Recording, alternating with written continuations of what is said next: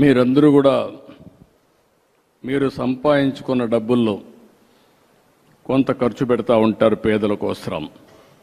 ప్రత్యేకంగా జకాత్ అనే కార్యక్రమం పెట్టుకొని ఈ జకాత్తో పేదలకు సహాయం చేసే గుణం ఉండే కమ్యూనిటీ ఈ ముస్లిం సోదరమండలి అని చెప్పి కూడా నేను మీకు తెలియజేస్తున్నాను. నేను అందుకే ఈ పవిత్రమైన మాసంలో నేను ఒక కార్యక్రమానికి శ్రీకారం చుట్టాను. జీరో పావర్టీ P4 కార్యక్రమం. ఆ కార్యక్రమం ప్రకారం మీరు ఒకసారి ఆలోచిస్తే డబ్బులుండే టాప్ 10%, డబ్బులు లేని కింద నుండే 20%కి పూర్తిగా సహకరించాలని నినాదంతో ముందుకు పోతున్నాను. దానికి పేరు కూడా పెట్టాను, మార్గదర్శి బంగారు కుటుంబం. ఎవరైతే సహాయం చేస్తారో వాళ్ళని మార్గదర్శిగా పేరుతో పిలుస్తాం.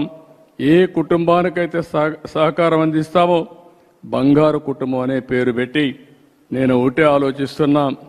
ఈరోజు ప్రభుత్వ విధానాల వల్ల P3 ఉంది.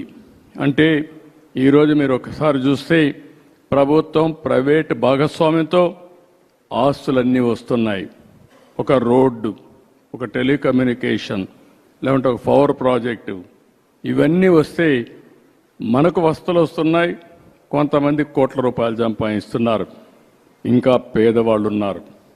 3 పూట్ల సరైన తిండి లేకుండా, పిల్లలకు సరైన చదువు లేకుండా, ఆర్థిక అసమానతలతో జీవన ప్రమాణాలు కూడా సరిగా లేని పరిస్థితుంది.